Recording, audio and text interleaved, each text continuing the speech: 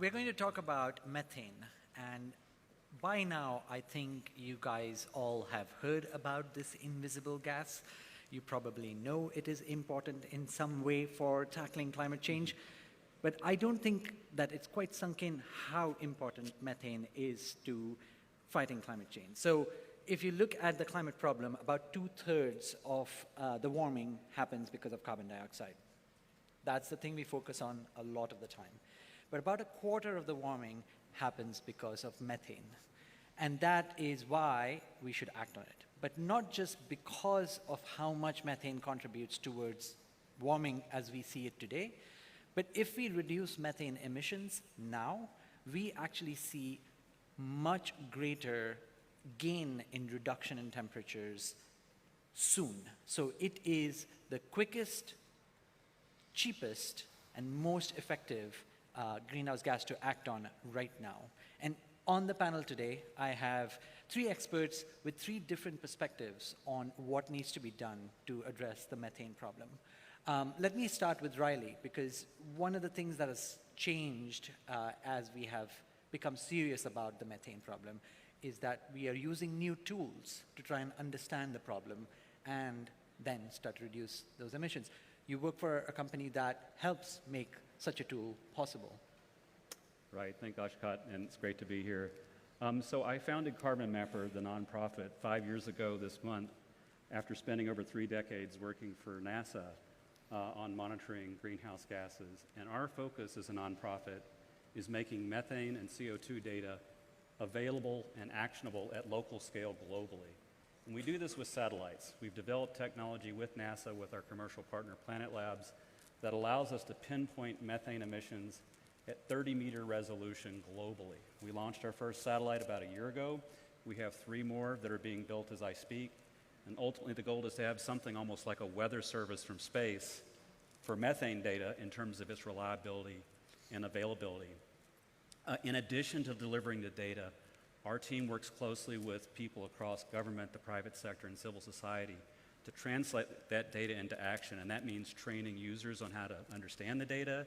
It means helping to develop incentives to care about the data and ultimately drive action. One of the things we focus on, the big thing we focus on, is something called super emitters. What we learned over the last 10 years of monitoring methane around the planet is that less than 1% of the infrastructure from the oil and gas, coal, and landfill sectors is responsible on average for more than 30% of a total methane budget. So this so-called super emitter represents low-hanging fruit for rapid climate action. We find that when we notify incentivized operators, they generally take action quickly to fix and repair leaks and malfunctions. And so the big challenge going forward, the challenge to scale, is developing incentives for people to care about the data and capacity to act on it. And our target with this program, with the help of Bloomberg and other philanthropists, is to eliminate 1 billion metric tons of CO2 equivalent a year from methane super emitters by making this data complete, accessible, responsive, and durable. And I'd really like to talk in discussion about some of the barriers and opportunities to confront those barriers to that goal. And Justine, you are representing a huge group of oil and gas companies that have committed to reducing methane emissions really quickly. Those companies cover as much as 50% of global natural gas production. So you have a huge responsibility. How has that progress been? Because this commitment was made at COP28. We are 2 years out. What is it that you have seen companies do, and what kind of challenges do they face? Thanks a lot for the question. So maybe before I answer that, I am an OGCI, I represent OGCI, which is the Oil and Gas Climate Initiative, which is 12 companies, the major ones, Petrobras included, for instance, global organization that was created back in 2014.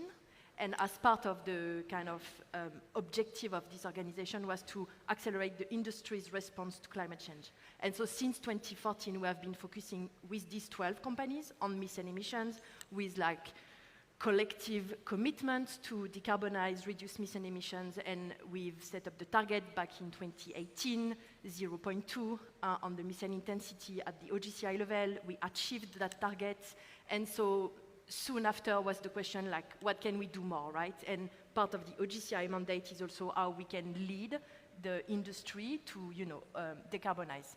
And so to that point, with your question, back in 2023 at COP28, there was this new initiative that was created under the leadership of Dr. Sultan, which is called, another acronym, sorry, which is called the OGDC, the Decarbonization Charter.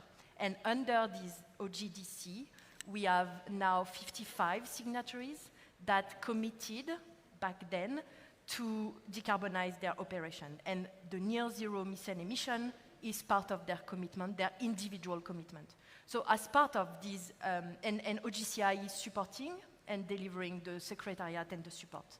So the way we work, and we have been working over the past year and a half, because it's only a year and a half initiative, was obviously after the signature to gather everyone to make sure that we have the right setup in place to deliver.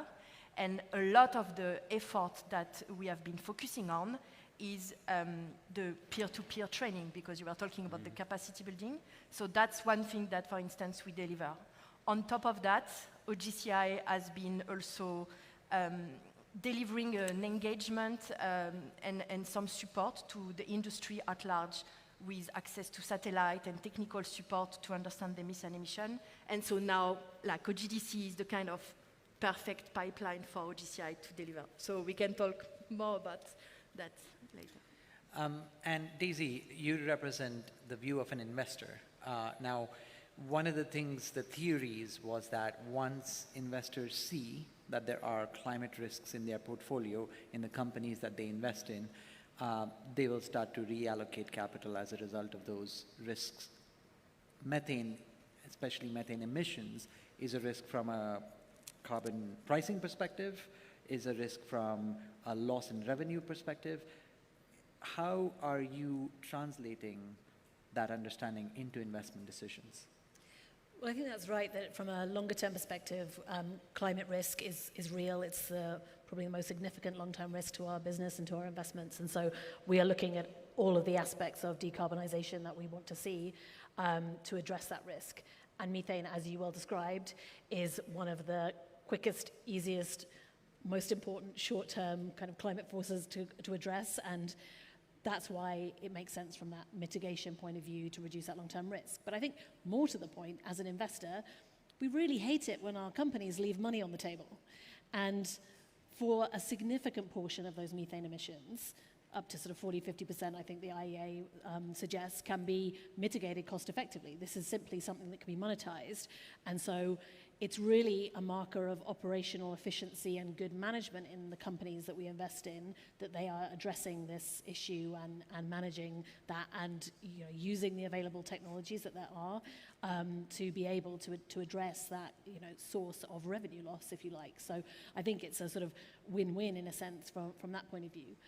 I think the only thing that is challenging, of course, when you're looking at a company is they are, we like to think they take all of the cost-effective measures they do. They are in their own internal processes for use of capital, resource, and time to be able to address those issues, to access the data, to be able to then set up those projects that are needed. And I think that becomes potentially the bigger barrier, is where does this fit in companies' hierarchy of kind of what's most important right now? And of course, there's often things that rise higher up the agenda. So I think that's why sort of investors engaging companies saying, no, this is important, because we also see that long-term risk that they might not be so focused on when they're thinking about how do I just post good results this year? And this is sort of a longer-term effort that we need to maintain our kind of vigilance around that aspect of their decarbonization plans that we see as sort of often a win-win. And because methane has gone up the priority list for climate action, we have seen in recent years that governments have come across policies to try and help support this transition in a way that is perhaps more certain for companies to act on. One of those policies was going to be a fee on methane emissions that was going to be deployed in the US. And now under the new government, that's been taken off. U.S. is the world's largest producer of oil and gas. When you think about it as an investor and you see these policy changes happening, the U.S. is maybe the most recent example. There will be others because the politics are getting complicated. How do you think about those policy changes versus the kind of investment that you will need to make in companies? Yeah, I think it's obviously disappointing when you see policy support for something that seems like an easy win, if you like, being withdrawn. That's not to say we don't see kind of positive progress elsewhere in the world. So China is doing some pretty ambitious things in their policy agenda, and we've recently been part of an investor initiative to write to the EU to try and avoid any rollback within their simplification process. And so we need those policies to come forward. And you might argue what I've just said about this being a win-win, companies should be doing this anyway, but I do think there are aspects, the harder to do aspects of this. Coal is a much more difficult issue because, the methane there is often much more diffuse, and like issues of legacy mines where it's not clear who has the responsibility and ownership, and therefore you do need those policy levers to be kind of promoting those issues and the things that wouldn't happen without this, and to kind of address that level playing field issue, so it's the same for everyone. And so it's unfortunate when those policies roll back. And actually, the thing we hear most often from industry is not, we don't like regulation, it's don't change it. Once you have it, don't change it. Because they're all making decisions based on regulation, and in fact, that rollback is really unhelpful from that point of view, and we want to promote that kind of investment and consistent action. But I do think there are things to be mindful of, and it's not so much perhaps for the major US companies, but we invest a lot in emerging markets. And to some extent, there will be companies who do not have the capital or even operational capital available to be able to make these investments, to access the data. And I do think when regulators are thinking about that regulation, to think about how they can support kind of access to data, access to the technologies, lesson learning, capability sharing across kind of jurisdictions. All those things can really help for something that I think we can all buy into being a good thing, but actually it's not as straightforward for companies where that kind of knowledge does not already sit. And Riley, one of the things that has happened in the same period where all these methane emission targets have been set is the rise of AI and the desperate desire, especially in developed countries, for getting any source of power that you can. As a result, there's been a boom in gas power. And because large gas turbines are difficult to get to, people are deploying small gas turbines, and they typically come with methane emissions or methane leaks, as they are not as efficient at burning the gas. As you look to deploy more of satellite technology, are you looking at AI data centers and as places where these emissions will grow? Sure. We're looking at data centers, we're looking at refineries, power plants, oil and gas production, LNG, supply chains, landfills, coal, you name it. At the highest level, I don't think these centers, we have to make sure, pose a significantly different challenge than other electricity needs. Look, we know where the problems are today in the energy sector. There's rich opportunity to address the infrastructure that we have today. Oil and gas production, midstream, downstream, the LNG supply chains. I just want to add that despite some of the rollbacks and some of the regulations, there is increasing ambition and real action being put in place. For example, the EU's methane regulation, which will establish an import standard for low methane natural gas. Other jurisdictions are following suit. California has new laws on climate disclosures, which require people to report their Scope 3 emissions. So the train has left the station. The challenges now to scale are around transparency and really incentives and capacity building. And that latter part, if I could mention one gap for this community with basically the finance and insurance industry, is that we are lacking the capital needed to address those capacity needs, to address some of the incentives that are needed, particularly in the developing world. Only about 2% of climate finance today goes to methane, and because of the outsized impact of methane, that needs to increase dramatically. So that's a gap I think this sector can help address. And that's a good point. So we've got about 2 minutes left, and perhaps I can end with Justine and Daisy talking about what is the missing gap for you to be able to deliver on the goals that you've set for methane emissions. I could build on Riley's point, right? I think on our side, what we see is like as part of OGCI, we launched, the satellite monitoring campaign back in 2021. Since then, a lot of things happen, and many satellites are in the sky and, monitor. So we look forward to access, this data and be able to leverage with our the operators we work with. The model we have is really like we get the data that we can get from where it can come from, and then we, on our side, bring the peer-to-peer, support. And so the capacity building, how do you, you get the data, what does it mean, how do you implement, what kind of equipment, you could think about, and so on. So this part, that's the kind of OGCI support to the signatories that we are bringing. I would say, the more, the faster, right? But the expertise in the companies is being built, right? And particularly if you think about the NOCs that started the journey just a year and a half ago, it might prove a bit challenging. But then for the ones that were already a bit mature when they joined the charter, they have already their methane inventory, they understand exactly, what kind of mitigation plan they should have, and so on and so forth. Then the feedback we received was like, okay, so now what? How can I get the finance that come with that? If I have 10 projects of like 2 million each, how do I finance it? Is it, blending finance? Is it SLBs?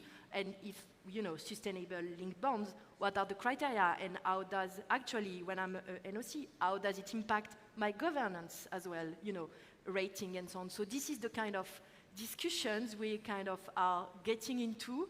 We were bringing the expertise and the kind of support, and now we are facing a different set of questions. So yes, I would say your point was spot on. And Daisy, just quickly, any final thoughts on gaps that you'd like to see filled? Yeah, I think a large number of countries signed up to a methane partnership, and I think we need to see those countries come forward with the kinds of regulations we are seeing to kind of support and backstop the efforts that are going on voluntarily, but combine that with a phased approach that allows companies time to do that MRV and kind of understand where the issue is, and combine that with partnerships that provide that access to data, technology, capacity building, and work on financial solutions where those are needed, so that time frame for bringing in those regulations and meeting those standards is supported by access to the kind of technology data that is needed to actually deliver on that in a kind of fair way. And as a reporter covering climate topics day in and day out, I am really satisfied to see here we're not talking about the importance of methane, we're talking about how to implement the solutions that the world needs. So thank you very much for your perspectives, and good luck at COP30.